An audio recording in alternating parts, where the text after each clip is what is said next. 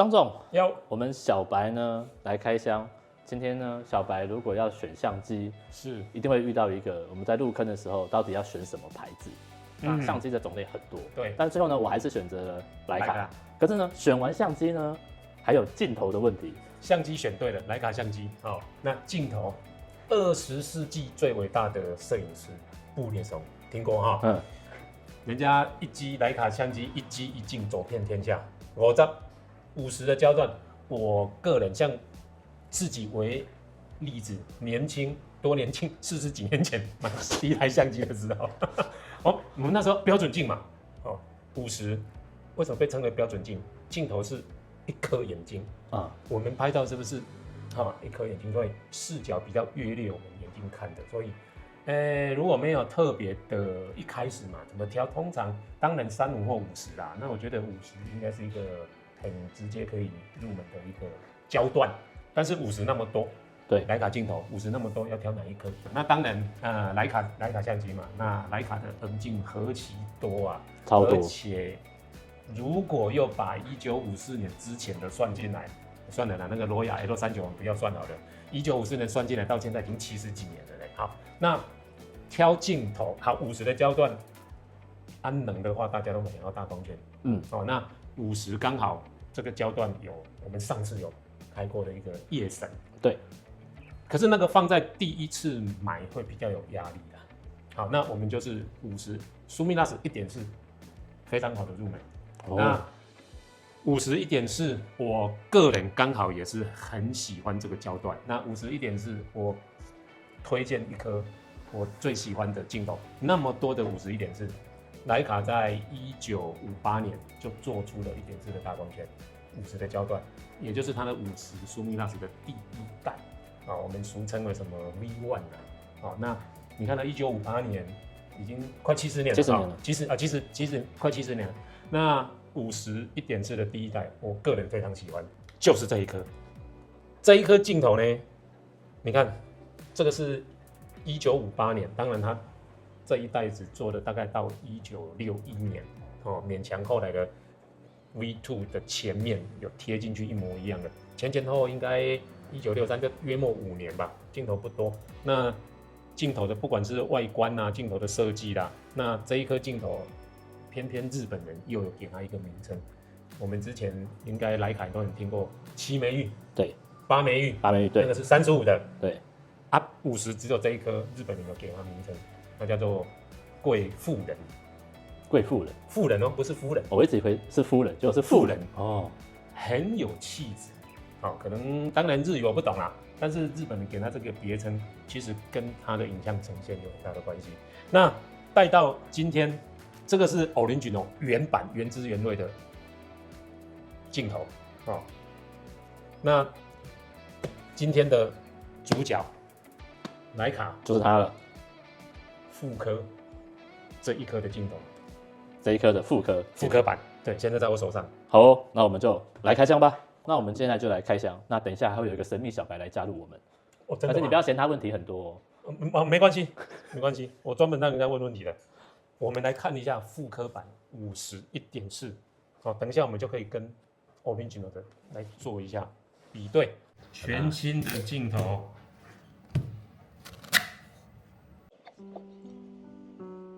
苏米拉斯1.4 50的焦段，我们来看一下它跟 Original 的。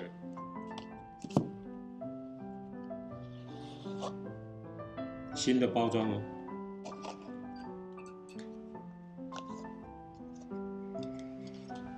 还有布丁筒？没有，布丁筒是另外一个层级的镜头。来，这个是它的遮光罩，要用的时候。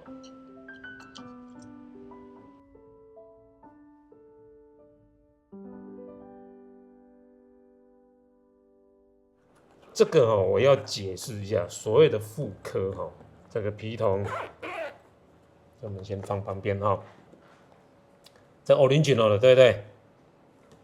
很多人说，奇怪，不一样啊，遮光罩也不一样当然不一样，因为徕卡的镜头历史这么久其实也不能说不一样啦，这个要从51.4这一颗镜头的历史来说啦。虽然1958年徕卡做了第一次的51.4 V1， 我刚才有提到后面还有 V2， 对，甚至还有 V3。那它的这一个镜头50 Sumilas 的这一个镜头的制造的历史长达40年。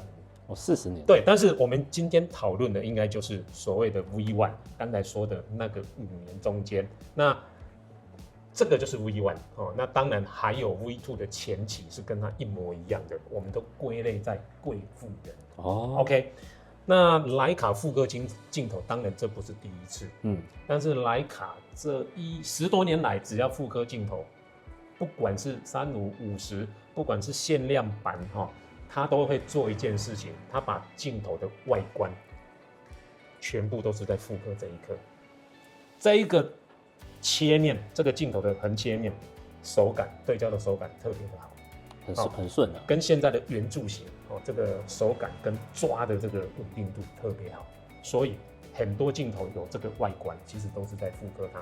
但是今天这一颗复刻版是原汁原味的，连玻璃的设计，但是But 为什么遮光罩不一样？其实并没有不一样，这个是数量比较少的贵妇人，是 V1 跟 V2 的最前期。那真正的 V2 的遮光罩，拍谁就是长这样。我一直以为遮光罩，它的遮光罩是这样，那个只有最前面的它也不算 prototype 版本，但是它就是最前面的。而且我当初买这颗的时候，我还觉得这个很像抓，你知道吗？很像纸，就你跟我说它不是纸。它的纹路啊，整个这样好像塑胶一下，会那种脱漆啊这样。金属，因为1960年我觉得那个年代附近那几年是这些德国东德光学做镜头的巅峰时期，扎实度，所以他们的做工各方面，金属跟玻璃。当然讲到玻璃，它的玻璃是复刻 V2 设计，那这只是外观上啊。那当然所谓的复刻版镜头，它拍起来跟它拍起来，其实色调氛围几乎是一样的，这个才是原汁原味的复刻。那我刚才讲的 V2 的玻璃设计，其实也是归类在51.4的第一代里面。所以这个讲的好像有点复杂了对，可是小白不太了解这种 V1、V2 跟 V3 它的一个这有点像是车子的小改款我们这样子讲好了。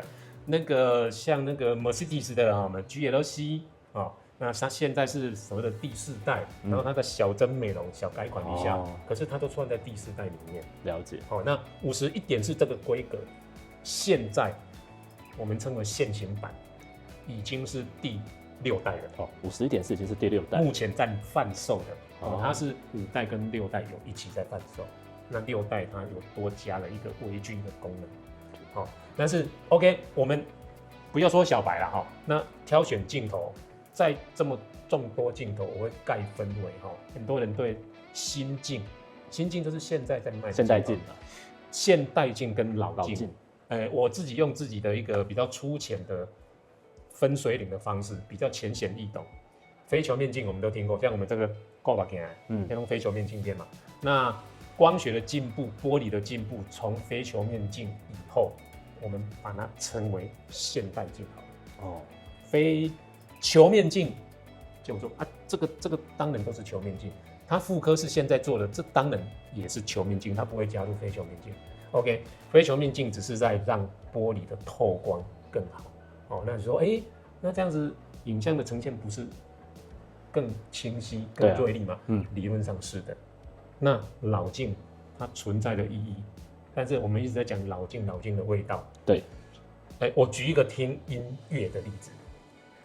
串流 CD 也已经没了啦。对，还有黑胶。黑胶的声音会比串流会比 CD 的干净吗？不会，会有杂杂的，但是直这样。它是有温度人声啊。老镜存在的意义，它拍出来的影像是我们人在看的，人是观感动物，耳朵听，眼睛看。老镜的影像特别的有温度。这个不是玄学啦，其实影像会说话，看到一些影像的照片，可能就会很清楚。以小白来的话，就是说现代镜都太锐利了，并没有不好。那对我们以拍照的使用来讲，我常常在跟客人分析需求。我出去我就拍风景啊，大山大水啊，我就喜欢拍这些建筑啦，好像我室内设计师，我建筑我就喜欢国外教堂，我都是拍这些啦。我不喜欢拍人。如果这样子的客人在挑选镜头，我一定会建议他用非球面镜，因为非球面的特性通透、干净，适合拍这些。我要拍风景，我要拍建筑，你不要给我搞个这个建筑柔柔的，这个跟我讲什么氛围，这个不大对。好，但是有些人拍照，我喜欢走走拍拍，去记录当地的民俗风情，还是说我拍拍家人啊、旅游啊，我喜欢拍人物，我拍拍宠物，那我们归类在拍，有点像是以拍人文记录居多。万一他又喜欢拍黑白，那我就会比较推荐他可以试试看这些很经典的老镜，因为拍照里面有人的话，我们需要是有一点温度的影像会说话嘛，对不对？对，拍这个女生回家，我客人很多啊。那个我举一个例子，那个10几年前那个徕卡的第3代夜神，不是我们上次开箱那个第3代夜神是50.95。我们有一个年轻的客户，他有来分享他用徕卡0.95的一个心得分享。他的心得就是什么呢？你如果要促进家庭和谐，我是讲真的。好，他因为0.95，刚出来就很贵了嘛，现在都已经要超过40万了。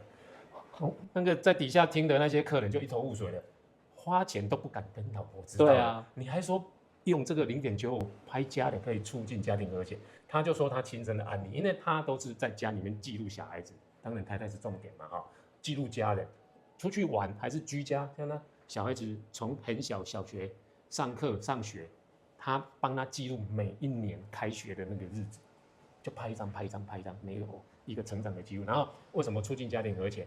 你那个镜头，像我们有蛮多客人，其实这个同理心啊，不过这样子讲出去不行，这样会伤到我客人。就是说镜头那么贵，其实以一个没有在玩相机的，我们不要说女生好了，他很难理解。对，就像我们也蛮难理解那个包为什么那么贵嘛泰做买包我们不用理解。对，我们你这样负责刷卡买单就好了。OK， 为什么买一个0.95可以促进家庭和谐？因为他拍照，他记录家人。我们都很多拍照的经验啊，你那个徕卡相机不是很锐利吗？颜色哇清清楚楚，给我拍得那么清楚。但是夜神还是包括今天我们讲的这个当初这个镜头，它不是拍起来模糊，不是。因为它是球面镜，这个讲到光学的原理嘛。因为以前的玻璃并不是机器抛光的，半手工。以前的镀膜技术也不像现在。你看我们戴眼镜，开玩笑，你去找老镜片不是找死吗？我要看着清清楚楚。但是镜头就不一样，所以他用那个0.9超大光圈，他拍完都不用那个叫做美图秀秀不用美肌，哇漂亮，太太说漂亮，你这个相机好，镜头好。出去玩的时候，来拍一张。然后我客人拍照技术很快嘛，手动对这个我们就要练一下。对，要练。对，我们要快，你不要让人在那边等，然后拍出来。来，你看，都笑干了。没有啊，这个有没有漂亮？漂亮。所以促进家庭和谐是这样子的。所以我那个客人从此在买任何相机、买任何镜头，对泰做只会泰做安得好，你就是晴天；泰做安不好，你就像现在这样。没有，这是真实的案例。所以其实徕卡镜头，当然我们喜欢拍照的，为什么这么喜欢这些徕卡的镜头？其实它呈现影像嘛，不管是我要呈现我的拍黄昏、晨昏，我要拍大风景，其实拍什么都好。那现代镜有现代镜的特性，老镜有老镜的影像特性，你只要了解它。所以我常会跟客人分享你的需求，跟我讲，我可能会先推荐你往这一块来选择。那回到今天这个主角50，既然是我们第一颗镜头50 ，OK 啊。那一点是好，那我们讲这些复刻，其实你没有办法复刻它的玻璃材质。那现在你也请不到工人玻璃再去用半手工那边抛了吧？不可能吧？所以其实徕卡复刻版镜头设计虽然是玻璃前的设计，氛围那镀膜，你看。等一下补画面就知道，镀膜反映出来的色调都不一样。对，那拍起来你不用担心，既然氛围一样，可是复刻版的镜头，我认为有夹带一个优势。什么优势呢？因为以前的玻璃半手工抛，所以我有时候在对准焦的时候，你会发现比较辛苦。那拍完再看照片，哇，旁边怎么没有那么的清锐利，楚就是啦？怎么都没有那么清楚这样。可是因为现代复刻，那它的镀膜跟它的玻璃是现代的制造方式，刚好弥补掉这个光学上的。所以我们等一下可以来缺陷啊，拍照实测一下。没有错。所以而且这一次徕卡算佛心呢，这个复刻版的镜头价格竟然比现行版的还便宜，不是比现在的比现在的51.4我刚刚讲的还便宜第六代。对，所以我非常建议第一次买徕卡镜头的人，一挑50，对不对？51.4这一颗复刻，一定要买，首选必买。电话在这里。对。哇，我当初也是看到这一颗，然后它的镀膜是金黄色的。哦，这个是直接就老板包起来，不用讲了。哦，这个也是迷人的地方哦。那真的很漂亮。还一个小问题啊，就是也不是小问题，你会发觉他们两个镜头的直径不一样。对，我当时想说，为什么老镜这个比较小，复刻的反而就宽了一些？这个这个当然都是徕卡做的啦。那当然这个牵扯到，因为可能在这个是滤镜嘛，那这个滤镜是特规，那牵扯到这个复刻。如果说要再完整的复刻成这样子的直径，还有一些问题要重新制作，还有一些问题要解决。我觉得那个成本，而且跟影像品没关系。讲难听点，就是它现在产线没有这样的产线了，它要重新弄设备，重新弄工人，重新弄什么，那不如就是按照现在的规格来做这样。对，那反正这个有嘛，对不对？所以，可是我们重点的是安工放来了哈，里面还是重要的。所以这是这10多年来，徕卡一直在复刻一些以前的镜头。我倒认为这一颗复刻的非常成功，但是不只是它的规格啦、影像呈现啦各方面，我觉得这是一个很成功的复刻版镜头。好哦，那我们今天非常期待，等会要来实测拍摄一下。对，没错，直接测一下那个 Original 跟复刻拍出来的呈现是不是一样的。好哦，我们就现在来拍吧。OK， 好。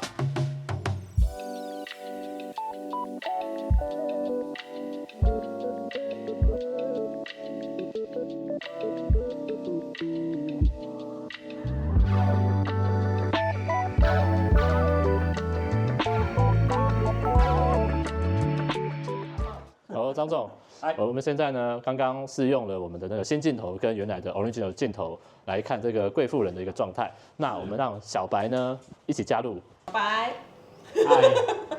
我刚才有用 M11黑漆装了我们所谓的原版镜头跟复刻版镜头。好，那刚好一个是拍你在那边坐着讲话的样子。你自己我都不讲。依你的照片这个表情因为时间不一样，我们不论表情，你个人比较喜欢哪一张？如果以女生来讲，当然是希望自己的脸比较白，比较因为女生嘛，对，所以就是在没有任何化妆情况之下，我们就会选这张。好，如果不论表情来看的话，所以我们会选这张，因为脸比较白一点，就是一白遮三丑。错，谢谢，谢谢老板。好，那这个可能就是我桌上的一个场景，这个完全没有人物的。那这2张的话呢，就直觉你喜欢，如果硬要比较的话啦，我个人会比较喜欢这个的原因是因为它这边的光线会比较出来，然后脸的不会太死白，比较有润色、暖色。OK， 好，我刚才有提到，其实这2颗镜头 Original 徕卡为什么要复刻？基本上我们刚才拍这个进去，这个是连曲线都没有动。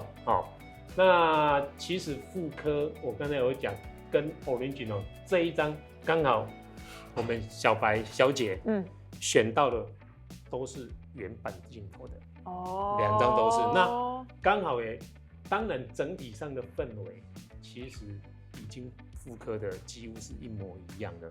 那唯一的差距刚好就是在于说，原版镜头跟复刻版镜头，光线亮度或许是时间差也有关系啦，但是这一张会比较明显。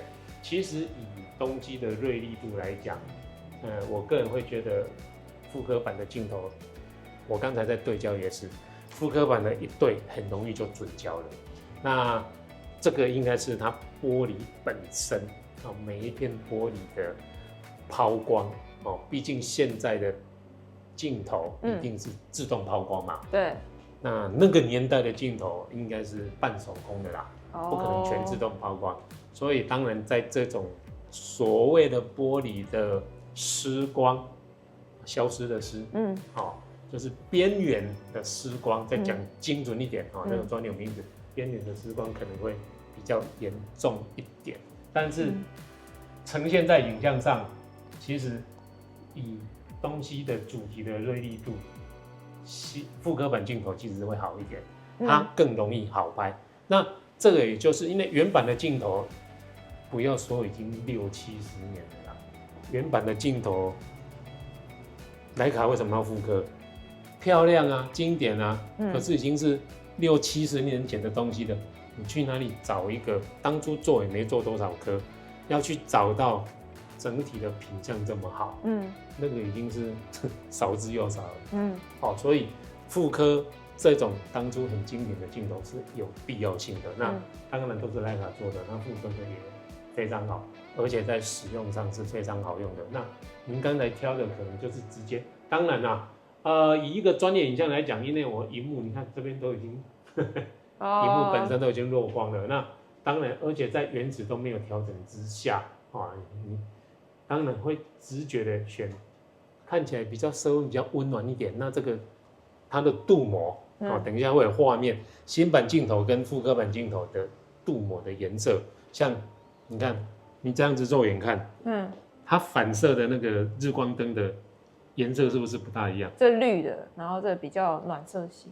对，所以这个可能会反映在色温颜色一点点的差距上面但是基本上一看就知道贵妇人的镜头那一定要复刻所以而且复刻版还比原版的便宜，这是重点。所以我觉得个人认为，而且手感，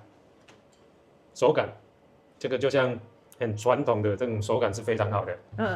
它这个是它复刻的，因为大家都很喜欢当初的一个设计，这个跟玻璃就没关系了。使用起来操作上对焦的整体的手感，可是非常好。可是老镜就可遇不可求啊。当然啊，就要等啊。对啊，那还是看我们这个长镜的 Ryan 先生是不是这一颗拿出来卖，是不是？改天有拍卖的时候，我再通知你。我还没有拍好还没有拍够。你看，我们理论外观，这是复刻版，我们刚拆的嘛。对。这一颗查一下，需要1966年还是1960几年？应该没那么晚，应该绝对是1962还是63，顶多啦。18开头的，人家可以查一下圣经。18吗？你这个是18，没有，我说的 serial number 啦，18开头，所以距今已经60几年了。对啊。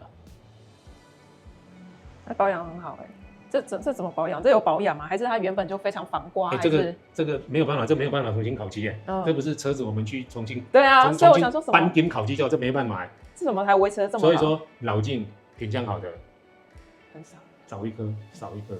对，那在台湾其实我卖这些经典老镜当然卖很多啦，客人都像他一样要拿了之后要再拿出来，困难，想都别想，要剁手，想都别想，想都别想。那其实，在徕卡这10几年的复刻版镜头当初当然有机会我们可以再来往前看一下，有复刻过285.6啦、92.2啦，那还有复刻过那个夜神港嘴啦，那这一颗贵妇人，在我的期待之下，其实我2年前就说它一定会复刻，刚好被我猜中了。那我再预言一下，在未来的2年内，应该还有一颗镜头会复刻。等等，这是一样，日本人有给他一个很漂亮的名称。你看这颗镜头也够新吧？1958年，一样又是那个年代，35F2 的第一版，俗称八枚玉。八什么？八枚？5678的八。嘿，枚玉这个是日语八枚玉。就是它的玻璃设计是8片玻璃，所以日本人很直觉就给它一个叫8枚玉。梅玉哦，对，玻璃8枚玉。这颗也是圣品哎，也是徕卡镜头里面的圣品。我们期待它复刻，我们再来拍一次。那通常好，假设这一颗在未来2年被你预料中了，真的复刻了，是。那我们现在是不是要开始收集老镜？是吗？聪明，就收集这一颗，没错。那复刻出来的时候，这颗就红了。观点完全正确，是这个就是徕卡现在在做的事情。老板，你不了解，他的意思是说，现在这一颗多少钱？这一颗，买家在这，来，试用者在这。那个，我们借一下我们上次的黑漆版的夜神，这一颗价格还没有追上它啦，但是这一颗价格都在他们之上。这颗如果就我所知没记错的话，应该要20几万。现在的行情应该要了啦，这一颗应该2开头，快到3了。哦，还是入手的好时机了。现在绝对是，而且入手好时机了。1958年哦，你看这一颗有没有比这一颗还新哎？有没有？有。你讲的，他讲的。啊，几号？几号？新人 number 后面凑巧刚好是38哦，没有。马上推038他就买了。那个等一下我们后面处理一下。重新刻。对，我们马上处理一下。黑色雕刻。不行，我们要原汁原味的。那这市面上还会很容易购得到吗？还是就是要等很久？这个就像二手车啦，随便找一个缺东缺西哦，遮光罩没有的，保护镜没有，后盖没有，然后外伤正常使用痕迹，我们不要讲外伤，然后玻璃一些轻微，那个都是合理的。你要随便找那一些，也不是说很多啦，有啦，但是要找到这种品相，那个打的灯笼真的没出。这种东西哈，这个用这样子比喻起来不好，这个比买这个爱马仕包，还值得哦，真的啊，真的，这绝对是，因为爱马仕每年都是还要配货还是什么的，所以每年都会有带一下我们那一个我们对38号的那个爱马仕的例子。你知道爱马仕这个品牌不跟人家合作联名的，但是他跟徕卡就是合作过。我们讲相机就好了，相机有3次，望远镜有1次，联名款。那你看。我们那边那个橱窗就是徕卡跟爱马仕第1次的合作联名款。这是在哪一年发生的事情？来，上面有介绍。2000年，爱马仕入股徕卡，成为股份之一。对，这不是我讲的，这是历史哦。他曾经是徕卡的股东，大股东。那您再看一下，你有没有看到？那个这一台机子的 serial number 在那个上面，他是小白，他不知道 number 在哪，他看不到，有没有在那个038 500台之中的第38号。这一台，老板你也会买，这个他会买。这个我是先替某人保管的。对，只是先借放在这里一下。那这个是爱马仕跟徕卡第1次的联名款相机。他4月12号生日，所以应该快买到了。对，哦，今天谢谢金主，谢谢金主，没有问题，谢谢。那个。有你这句话，陈妈妈吗？陈妈妈，好，谢谢金主，谢谢金主。那个明天直接挂一个我们这个活动的顾问哈，好，有时间就来这边，没问题。那它后面还有2次啦，还有2次，对，还有1次同年还有做1次底片机。那爱马仕除了是他的 sponsor 就是股东嘛，那他在这台相机上面能呈现爱马仕的就只有这个子 logo 吗？还有皮带、背带。对，机体本身是徕卡很经典的底片机，叫 EP。那所谓的联名，当然你说上面看不到任何爱马仕的 logo， 橘色那个吗？包装它在上面，当下那个可能是爱马仕的一些包装的用品，然后那个背带当然是爱马仕的，对，那其实3次都一样啦，那。可是它的包装上有爱马仕的 logo， 可是那个点点，我记得徕卡都是红色的，那个镜头上那个点点，可是它是橘色的。我们这个顾问新任的顾问可以啊厉害了，一眼都10分钟的顾问都看到一个很精髓的东西。这是橘色的点点嘛？你看这个我们叫做爱马仕橘，哦，对了，鼎鼎有名，对，没有错。